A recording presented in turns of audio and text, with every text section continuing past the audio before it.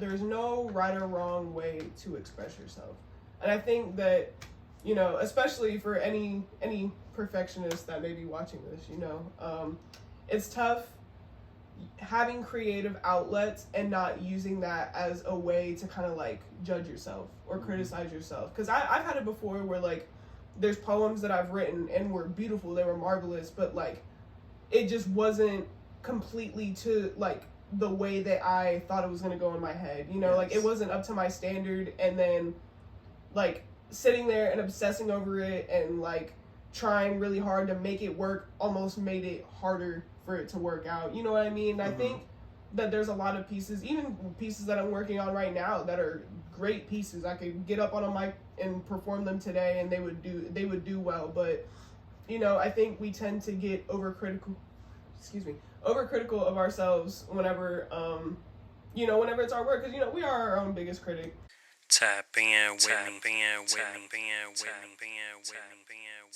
This is the mic drop with B. Anderson, and this is my season finale episode, and I am being joined by Lucky Lee.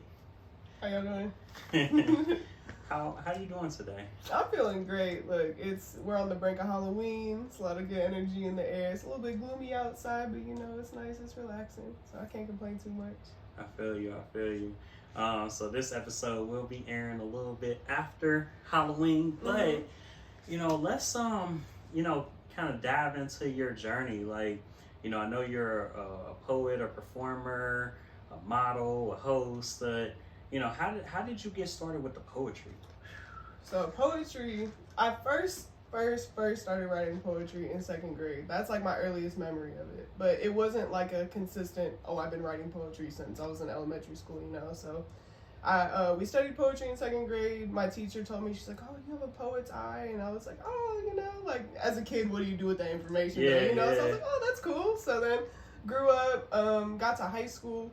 And then we would write for like projects and stuff like that in class. And then I had a couple poetry pieces that my teachers were really impressed with. They even submitted some of my stuff for like to competitions, like just to, you know, give me some exposure. And, you know, they would always hype me up and do stuff like that. But ever since, I want to say probably, I'll say I was like a junior in high school was whenever I started writing consistently. But I actually didn't start performing until the end of last year, So what was it about your poetry that your teachers saw that, you know, had them like, okay, yeah, this is something special?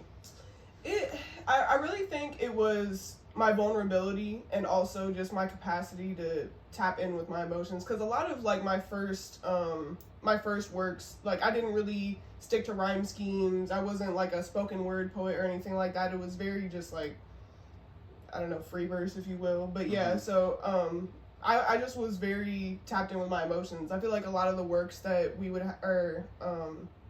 like just a lot of the students among me, not to compare art or anything like that, but I felt like a lot of the students and like my peers and stuff like that, they would write beautiful poetry, but I just was really good with, I don't know, I was just really good with like working tears and stuff like that, you know, like I was good at tapping into people's emotions and getting really deep with my writing, and it just came from an early age, you know. Maybe it's a Scorpio in me, I don't know, but okay, you know, that's really dope. I mean, you know, I hear so many stories about how people first got into poetry. Yeah. And rarely have I heard, you know, that the teachers, you know, kind of seen something in you and kind of, you know, pushed you to, you know, do some different things. So yeah.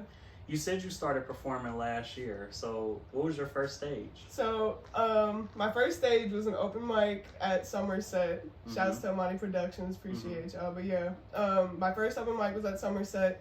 And then my first featured performance, I think, was also at Somerset. Ty, shouts to Ty, about to go see her tonight. But she asked me to perform at Nostalgia, and that was my second performance. But yeah, after that I had my feature, and then that kind of got the ball rolling in terms of everything with like Wordplay Thursdays and all that type of stuff. So yeah, that's exciting. So you said, you know, that kind of got you tied in. So how did you get in the mix with Wordplay Thursdays? Because I be seeing you, you know. Man, so Wordplay Thursday was just like like, I don't want to call it a freak accident because it was a blessing for sure, but like it kind of just fell in my lap, you know what I mean? So I had my manager, Francisco, shouts Francisco, he came to my feature performance at Somerset, and his husband is the manager at Japs, and they were kind of looking for ways to bring in revenue and stuff like that, and so they talked about it, and then they came to me, they're like, hey, we want to start doing like a poetry night or something like that here. We think it would fit the vibe of the bar. Would you be interested in hosting like an open mic or something? I was like, absolutely, let's do it. So yeah, that's kind of how that came about. Was that your first like hosting opportunity? So yes and no. Like I did hosting a little bit whenever I was like in school. Like I used to do like theater, and then we would do like the talent show because I was in choir and stuff like that. But this is my first time ever hosting like an open mic, but it's been a great experience. You know, kind of shout out some of the people who have been coming through on Thursdays since you've been hosting. Well, first and foremost, got to shout out Deaf Poet Society. Love y'all. We are in collaboration. You know, we do donations, and we do they do performances and stuff every Wordplay Thursday. Yeah. Also, shouts out to Isaac. That's my dude. He closes out the set every single time. I had a lot of virgins to the mic starting out at Japs, but I see a lot of consistent faces. Shout out Zeta Stu. Got your jeans on today. Thank you, baby girl. Love it. She blessed me with some clothes back here a couple weeks ago, and I've been rocking them. Let me see who else. Micaiah, artist. Who else be showing up pretty consistent? It's a lot of consistent faces. That's the thing. Soul finally got Soul to come out. Yeah. It's a good slew of them. Ty, shout out to Thais.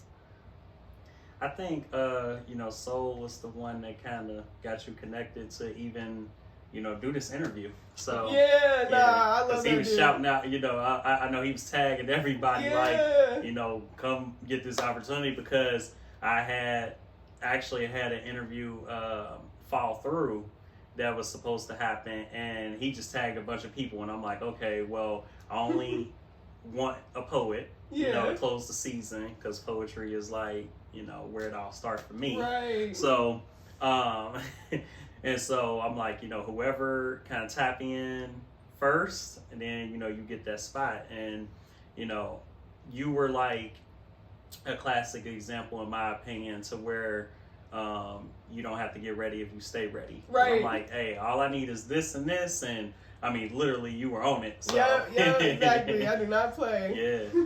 So, you know, with the fact, you know, you talk about, you know, your hosting, your poetry, and things like that. As far as performance, where do you see yourself kind of going? Because, like, it hasn't even been a full year yet since you've been on the stage. Like, do you have any aspirations, like, to do any slams or anything like that? Actually, I'm happy that you brought that up. So, my birthday, 11/11, I'm going to be doing my first poetry slam at Artsville. I'm going to be the sacrificial poet, so, you know, not necessarily in competition, but I'll be still. recording you. The right? mic drop again, so we'll be recording you. Yeah, that's going to be my first slam. And then, also, I'm trying to have my first, my first professional visual, I'm trying to drop that day. So I'm trying to get more consistent with like my social media engagement, kind of work that leg of it. So I just, I collaborated with my friend Isaiah, shouts Isaiah. We just, the other day we filmed for one of my newer pieces. And so I'm trying to have that drop by my birthday too. So this visual, is it going to be kind of like a music video of sorts, or? Kind of. I don't want to give y'all too much sauce too early, but yeah, it's kind of that. So, I don't know really how else to describe it, but yeah, so kind of like a music video, but not something super deep, because, you know, I feel like, especially if you're trying to go the visual route for poetry, the main focus is still the words, you know. So we sat down, we met up about it, and we even talked about it for probably a good hour or so, just that way we had a good vision of what we wanted to do. But we kept the video itself pretty calm, but there's definitely a lot of like artistic moves with the visuals and what's in the background and stuff like that. So yeah.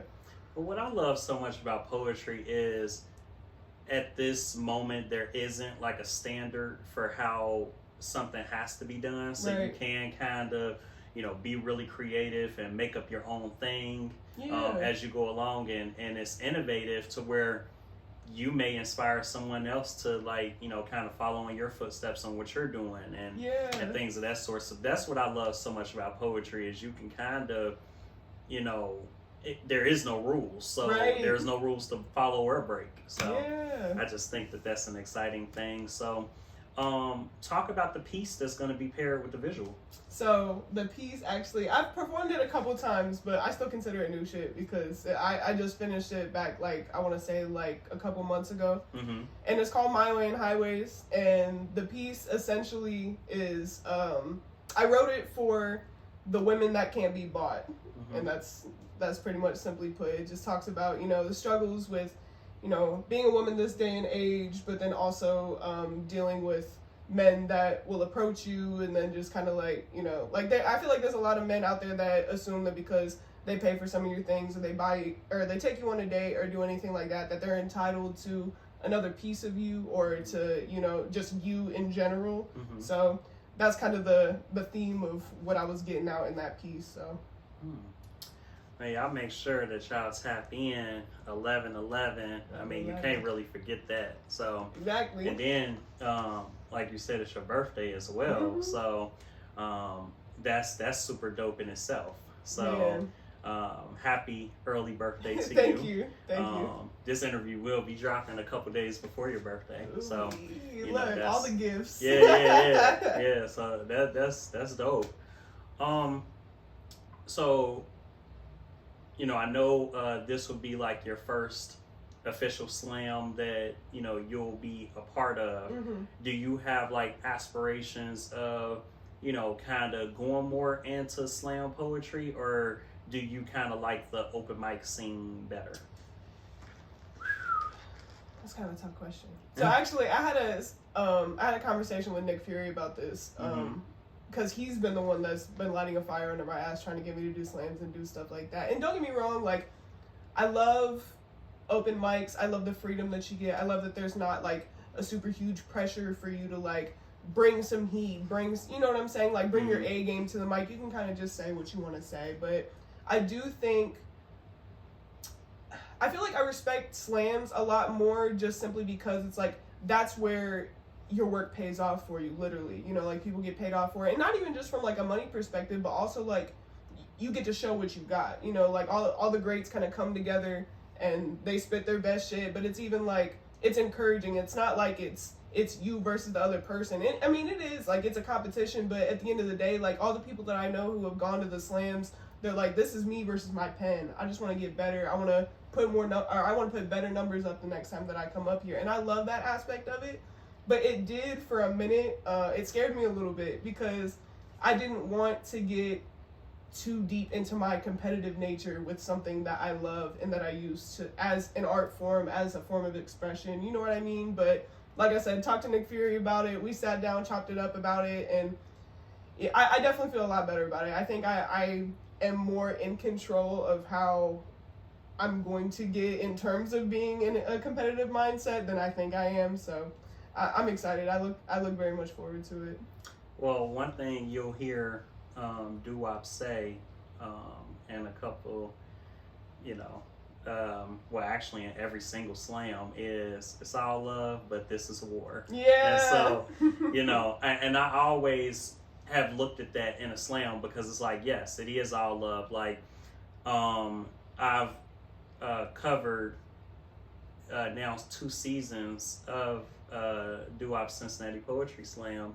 And one thing that I could say is I see all of the poets rooting for each other. Like, it's such a great environment to be, you know, I'm privileged to be a part of that, just because everybody doesn't get the opportunity to kind of, you know, be in a position that I've been blessed to be in. And so just to see all of the poets showing each other love, but at the same time, we are competing, you know, it is a competitive nature, but it's all in love, but we are competing. So, you know, it is such a beautiful thing. Like, I look forward to getting the opportunity to catch you, you know, just putting your creativity on display. Yeah, like, no, I look forward to it too. And I even saw that, like, in some of your videos of the poetry slams, like, everybody, even though it's like, it looks very intense just because everybody's up there on that stage, just them and the microphone, and like you can feel the anxiety in the room, but also like people will say shit, and it's like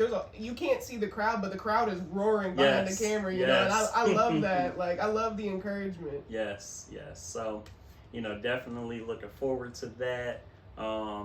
As I said before, Doo-Wop Cincinnati Poetry Slam, November 11th, season finale. Make sure that y'all get y'all tickets. Tap in with us. The mic drop will be Anderson. Will be covering. So, you know, just make sure you tap in. Mm-hmm. So, you are also a model. Like, I've seen like some of your pictures, like super dope. Thank you. Great quality and all of that. Talk about what you have coming up in December. So I'm collaborating with Cincy Fashion 513. We are putting on the Urban Elegance Fashion Show. Still working out some kinks and details, but we just finished our casting calls for the models. I will not be modeling in that show. I chose to strictly sit behind the scenes, help, you know, keep everything together, keep everything organized, and do that route. But we just recruited some dope ass models. We already have some dope photographers lined up. We are looking for more photographers right now, if anybody watching this is interested. But yeah, we're not even doing any vendors or anything like that, because this is a strictly fashion show experience. We're trying to bring like bottle girls in. We have a whole bunch of, I don't remember exactly how many seats that we're selling in the venue, but tickets are still available on the website, cincyfashion513.net. And yeah, we recently just fulfilled all of our list of models. We fulfilled the list of designers, and I think that's about it for right now. We're waiting on some promotional excuse me. We're waiting on some promotional pictures to drop. We're still waiting to get some stuff back from the photographers. You'll be seeing some flyers here very soon. Yeah, that's at the end of December. Cool. How did you get into the modeling realm? Honestly, that was a stumble moment too, because I feel like whenever I was in high school, like, if somebody would have came to me and told me like, oh, like, you're gonna be a model one day, I would have laughed at you. I would have laughed right in your face, because I like never saw it for me. I didn't even hit like I hit a major glow up actually like right after high school, so I wasn't thinking about any of that stuff. I never considered myself a model or anything like that, but I had a couple friends that were in media school. And so they would hit me up and be like, hey, like, I have these projects that I want to work on. Would you be willing to model for me? I'm like, yeah, sure. Like, that's cool. So then I would show up and they'd be like, wow, like, your poses are really good. Like, and then they would start calling me back. And then it kind of just started the domino effect, you know, like one thing led to another. And then, you know, more professional photographers were reaching out to do photo shoots. I got an opportunity. I was working with some designers that had residencies at the Contemporary Art Center back in 2018. So I was doing fashion shows every month. But then COVID kind of put a little bit of like a damper on things. So I took a couple year hiatus, but this year I started back doing runways and stuff like that again. But I've been doing a little bit of freelance, but just like photography work here and there. Oh man, that's real cool. Like, I mean, because for me, I know nothing about modeling. Yeah. Like, I don't have any idea about it. So, you know, just to, you know, kind of hear like you know, just some of the things that's kind of going on in that realm is, you know, pretty cool. Like, what would you say is like the toughest thing about being in the modeling world? Honestly, as silly as it may sound, walking. Like, and it's not even just like the act of walking, because I mean, we all walk, you know what I mean? Right. You know what I mean? Right. But I think really what it is making it look effortless, making it look seamless, and making it look like you're not nervous as fuck in your head. You know what I mean? So, you know, being able to have your posture correct, making sure, and especially as a woman, like, you have to walk a certain way to accentuate your body, do all that type of stuff, and look through people as you're doing it. And if your outfit's uncomfortable, you can't let them see that on your face. You can't you know what I mean? So keeping that game face, keeping that composure, and if you have, and like, really just making sure that you look as pleasant as the clothes look on you. Because a lot of times, that was something that I really struggled with at first, was my face. Like, I would be walking and my walk would look great, but then it's like I would get my photos back and I just look I looked like I was stressed in my face, but you have to learn how to like relax it. And you know, some people do mantras, some people just have like exercises and stuff that they do before they hit the runway. But yeah, everybody's got their own little thing. But it's a lot harder than what most people would think that it would be, because they're like, oh, well, it's just walking. It's not just walking. It's a big mental game. But yeah. Do you think that your modeling background could play a huge role in your future visuals for your poetry? Absolutely. And if I'm being honest, like that was one of the things that kind of drew me to take that route, because you know, like I have visuals of my like performances, and like the night at Somerset, I have one of my videos is from that night when I was just performing. But you know, like the way that my Instagram is set up is I have like my photo grid is all like my modeling stuff. All my reels is like my poetry stuff, so I can kind of keep it separate. Yeah. And I'm like, you know, like I just remember sitting there looking at my Instagram one day, and I'm like, I need to find a way to like merge the two. Yeah. Like I wanna incorporate all of my skills and kind of, you know, push my own avenue with it. You know what I mean? So yeah, most definitely. Definitely a cool way to bridge the gap. Yes.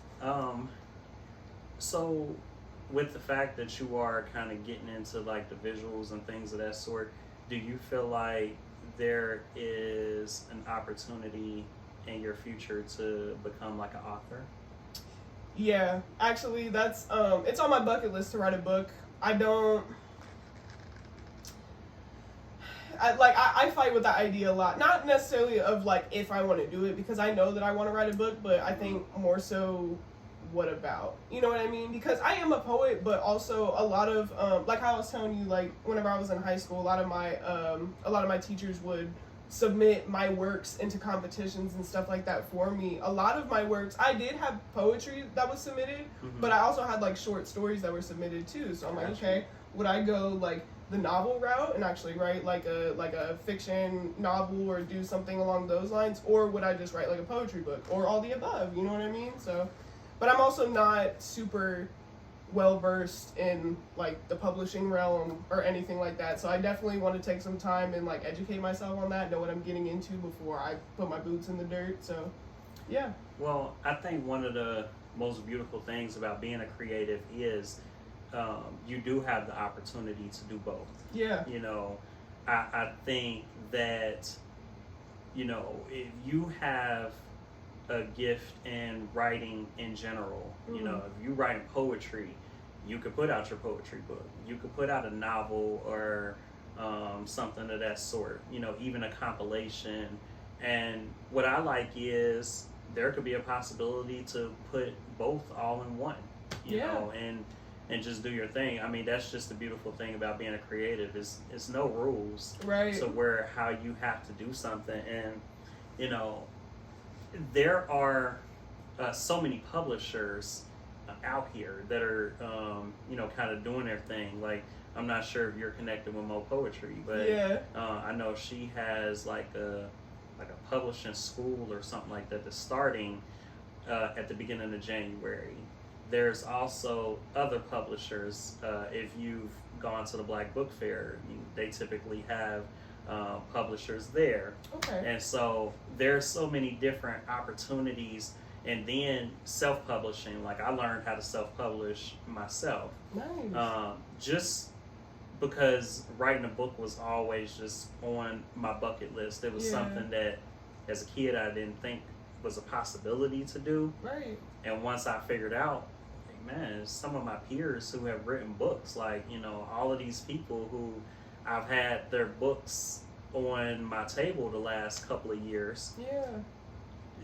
I know all of these people, and they have all either self-published or, you know, gone with the publisher to put their book out there so that, you know, their words can live well beyond them. Sure. So, you know, I just think that that's definitely something. What about maybe like an album, like, you know, like spoken word music or anything like that? See, and that's another thing too. Like, I was a vocalist actually for over 8 years of my life. And so that was it was an avenue that I was in ever since I was a kid. Took it all the way up through school, and you know, we traveled. I was in like travel choirs and stuff. We won nationals in Chicago my senior year of high school. We won an honorary KMEA performance. So I can sing, and I can also do poetry. So I've had a lot of people come to me and tell me like, "Oh, you need to write music, or you need to take that route." And I'm like, it sounds great. I love the idea of it, but I like, for some reason in my head, like, taking that route, I just don't, kind of in the same way like how I was talking about slams, like I didn't want my competitive nature to like ruin it for me. Yeah. And I don't want the money or like, you know, like the music industry or anything like that to ruin it for me, which, you know, like I don't have to pursue it as my career. I could just do it as a hobby. Yes. But I would also still have to find my balance. I would have to, you know, get back into like, you know, my vocal warm-ups and do all that type of stuff. And even if I were to just do it aside from a music perspective and kind of just like spit my poetry and then like put a beat behind it, like I could definitely see myself doing that. I actually did shouts to Joel, because we just recorded one of my poems and he on the spot put a little beat behind it and it was beautiful, gorgeous. Yeah. I'll be releasing that one soon too, but I do like the idea of it. It's just more so like I would have to play with the idea, because I think that there's a certain way that I would want to do it, because again, I'm very particular with my writing. I'm very particular with my music, and so trying to like combine those two together, like I haven't had a whole lot of time to play with it, but I definitely would be interested in dropping like a poetry album, as you were saying. Yeah, you know, I think that would be really dope. And I always say, you know, you had nothing but time, so it's always just about doing it when it feels right. You know, the good thing is there's no rush, so yeah, you just have plenty of time. I just think that it's definitely something that you should, you know, kind of keep on your radar. And so yeah, I would definitely look forward to tapping in with that. Sure. What would you say has been the greatest lesson that you've learned since being a creative? Ooh, that's heavy. I think the biggest lesson that I've learned is that there's no right or wrong way to express yourself.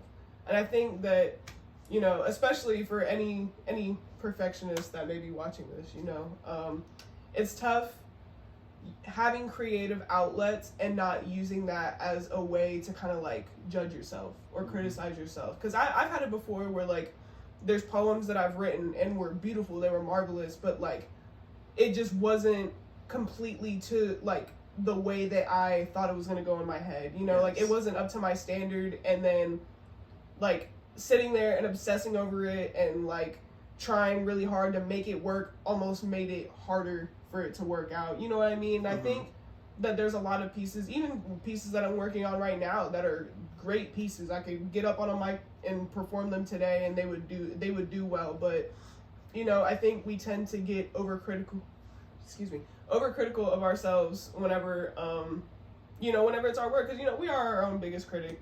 And I think a lot of times that we can get too big into our head and judge our own work before we let somebody else do so. You know what I mean? So absolutely.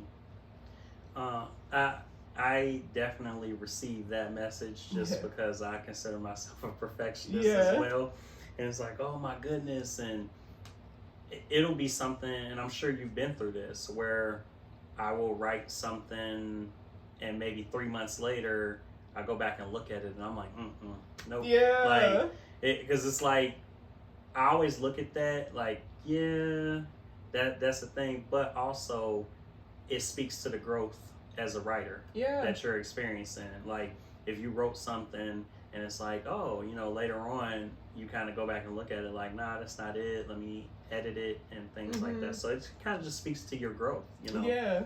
And being around other creators, like you're hosting, so it's like you get to kind of hear what other people are doing. You get to be inspired by, you know, a poem that someone else wrote, and you can kind of measure what you're doing based off of, you know, some other people. Like it's just, you can gain a new inspiration and more motivation like their writing can kind of keep your wheels turning. So. Yeah, most definitely. And I would say a lot of the people that got up on my mic, even the newbies, the people that are, you know, pop the cherry on the mic, like they've written some stuff, and I'm like, wow, and you know, it got the cogs turning, made me go home and write something that, and then, you know, start a new piece. But yeah, like those poets make my world go around, man. Like they inspire me as much as I try to inspire them. So, so outside of what we have already discussed, like, what would you say is next on your radar, like just as a creative in general? Whew.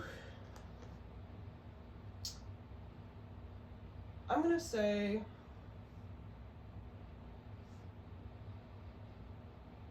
that's a good one. Well, I do know that Deaf Poet Society, like I said, we're in collaboration. Me and Nick Fury had a good couple conversations just about not only slams, but also trying to organize and bring more open mics and just different poetry events, maybe even another slam together. So I think that's kind of what's next on my radar is like, you know, like I feel like I'm pretty tapped in with the performance aspect right now, and I've done a lot of that, but now I think I want to try to help pave a way for poets just in general. Because I feel like, you know, like, poetry is still kind of slept on. Like, it's definitely making waves. I feel like, you know, social media has definitely brought a lot more light to it. And I think it's kind of coming up on the wave as of recently, but there's just not a lot of outlets.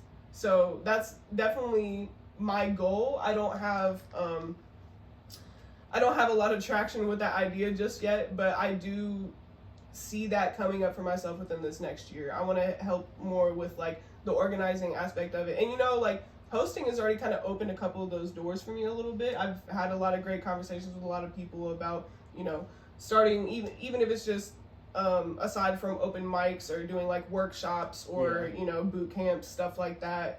But yeah, just any and everything poetry that I can kind of get my hands on and kind of open the door for more people. That's kind of what's next on the list for me. That's super exciting. Like, just really helping the next group of people kind of come up and do their thing. So,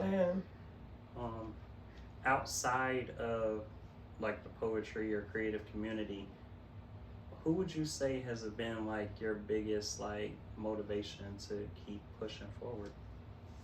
Outside of the creative community? I'm gonna say my parents and my twin sister and my best friend Emma, because that was kind of like the those are the people that have been hearing my poetry all this time, even whenever I wasn't performing, even whenever I wasn't doing anything like that, you know. And they definitely were a big inspiration for me, and they were, you know, my biggest cheerleaders growing up. Even whenever I was writing this stuff and not even performing, I'd be like, hey, everyone at home, will you listen to it? You know, like stuff like that. But yeah, definitely those people. Well, shout out to them. Right. It's always great to like have your cheering section and things like that. So, you know, super exciting. Why don't you let the people know where you are on social media so they can stay tapped in with you? For sure. I'm on Instagram and Facebook as Lucky Lee. It's spelled exactly how it sounds on Facebook. On Instagram, it's lucky.l33. And then on TikTok, I think it's still Cam Talope. So like the melon, but Cam instead of Cam. You know? Yeah. Okay. okay. Yeah. So y'all make sure that y'all tap in with her. She has a lot of things on the horizon, and you know, a lot of things that you as a viewer can be a part of. So, you know, you definitely want to tap in with what she has going on. So, what I like to do with season 2 is to kind of switch places for a second and allow you to ask me a question, you know, so, yeah, you know, feel free to ask me any question. Ooh, hold on, I'm on the hot seat right now because I got some questions for you, man. So, ooh. Well, so we were talking about it a little bit, you know, prior to the camera rolling. Yeah. So when is your next performance, or do you have like a goal as to when you want to perform next? Because I haven't seen you perform since last year, so. I was at Nostalgia. Oh, I was at Nostalgia that day. Yeah. Okay. I don't have a set plan just because with after dropping my album and then after finishing up with the mic drop and still had to cover 2 more slams this year. Yeah. I haven't put anything on my radar, but I do know in 2024 I want to dedicate it to performing more often, because I feel like out of everything that I've done, kind of the performance aspect has taken a backseat to everything else. Sure. And it's kind of, easy when you get in a position where you're doing so many different things for something. Right. To kind of fall by the wayside. And I feel like performance has been that. Okay. And I feel like performance is like riding a bike. So it's like, when you don't do it, you can kind of get a little rusty. So it's like you have to kind of get back into the swing of things. Yeah. So, for sure. 2024, I'm hoping is going to be a big year for me as far as performance goes. And it will. I feel it for you, man. But I got another question. So, do you have any creative idols? Like, I feel like not just like a specific idol, because I think everybody's idols kind of are like broad. But in terms of like, and it doesn't even necessarily have to be like a poet, but maybe like another author or another writer or somebody that you like really, really look up to. So it don't have to be local. It could just it be could be anybody. It's crazy because I have always been in love with rap. Okay.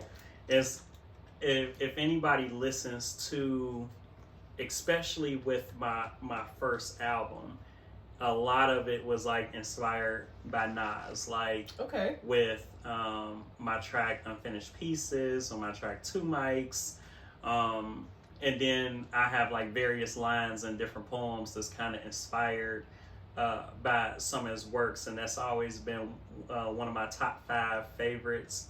And so it's just a lot of his creativity has really rubbed off on me. And I'm like, man, like, I like that. I want to come at this similar angle, but from a poetic standpoint. Right. And so, just from a creativity standpoint, it's always been Nas. And then one of my goals just to grow as a writer is when I listen to the Notorious B.I.G. Okay. Just listening to how he comes up with certain things, when I'm listening to those 2 albums, I'm like, man, he was taken too early. Because when I listen to Ready to Die, when I listen to Life After Death, and I'm listening to just the wordplay and how he just, I'm like, man, who even thinks of this? Like, who even thinks to put this in a song, like, and the metaphors and things of that sort. So I would say, especially from a New York, I'm a huge fan of New York rap, especially from like the 90s, even back into the 80s, but definitely the 90s when it comes to New York rap. I'm just a huge fan of a lot of what I heard growing up and even into young adulthood, because now with streaming, you can go back and listen to more and hear some of the things that you may have missed growing up. Right.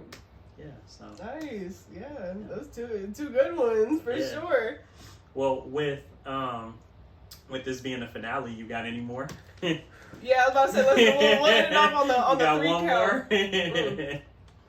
I need this to be a good one. Hold on, let me think about this one for a second. Okay. Actually, no, I got it. So, do you have any creative goals for your writing? Like, is there anything that you're trying to incorporate more into either your poetry or just writing in general? Do you have anything that, like, how can I put this? Like any creative goals that you're trying to inspire yourself to do? That makes sense. I definitely want to spend more time on my poems, because since I have kind of jumped into the music realm, I want to make sure that I perfect anything going forward that I put out. I am going to be taking a break from putting out new projects. Like, I've dropped a new project every year for the past like 4 years, I want to say. Okay. So I really want to take some time to perfect anything that I put out going forward, to where it's so easy. I could write a poem in 15-20 minutes and right. boom, like, but I want to, you know, take time to go back and edit it, to look over it, and to also trust people that are in my circle to check out my poetry, because sometimes that's like a weakness of mine, is not letting anybody read or listen to what I put out. Yeah. And so, you know, really just spending more time on the creative side of things. Okay. So, you know, I have a million thoughts once it gets to the music part, and I'm working with my producer, Vibe One, and I'm like, hey, why don't we incorporate this from a production standpoint? But just as far as the creative writing is something that, you know, I want to spend more time doing, just working on my cadence, my flow, working on my metaphors, and just kind of diving deeper into things. And so, you know, I feel like with giving myself time to breathe as far as my mental goes, I think that will inspire all new ideas. Yeah, so. Very valid, very valid. I got one final question. Okay. One final question. Okay. Does pineapple go on pizza? Not on mine. Valid. Thank you. Thank you. Mm-mm. If anybody watching this puts pineapple on pizza. Well, I have definitely, you know, enjoyed you as a guest. Likewise. Season finale. I just want to take a second to thank all 12 of my guests who have appeared on the Mic Drop with B. Anderson this season. Like I said, this is my 31st overall episode of the Mic Drop with B. Anderson. Had 15 the first season. Kind of did like a little new release segment last year as well, and then this year with the 12. So, you know, I'm really excited about what's to come in the future. I'm not really sure what's going to come. Like, there's going to be a season 3, but I'm just not sure when it's going to occur because my brother is tired. So just need a little time to kind of recharge my batteries, become more innovative, think about what I want to do going forward. I want to thank Vibe One for providing my intros for season 2. Also want to thank Cleo Court for her very special intro for her season 2 episode. But yes, like, I just appreciate everyone from Brent's Eder to Brave Nate to Missy Soap to Micaiah Milan to Banks to DJ Queen Celine. Okay. I was say, you sound so heavy hitters right now. Mo Poetry Phillips. I Am Every Artist. The Joked. Yaya Wrights. Hold on, who am I missing? Wait. I'm missing one person, and I feel so bad. Oh, of course, Cleo Court. Of course, right. How do we know Cleo Court? Oh my goodness, and Lucky Lee. Right. So, I really appreciate everyone just being a part of this season. You all have been amazing. You all have inspired me to make me keep going.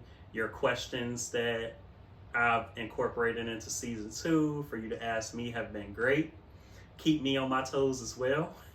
But of course, I like to be the interviewer.